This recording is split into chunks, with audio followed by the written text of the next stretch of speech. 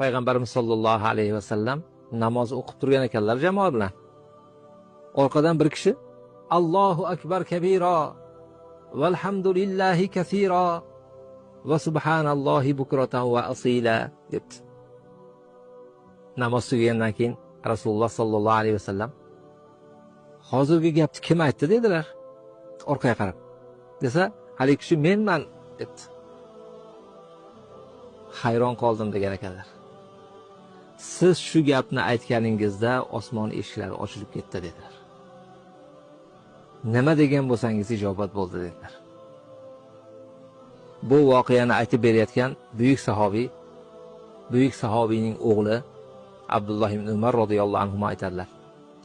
Payg'ambarimiz alayhisolatu vassalomdan shu gapni eshitganimdan beri mana shu duoni tark qilmayman dedilar.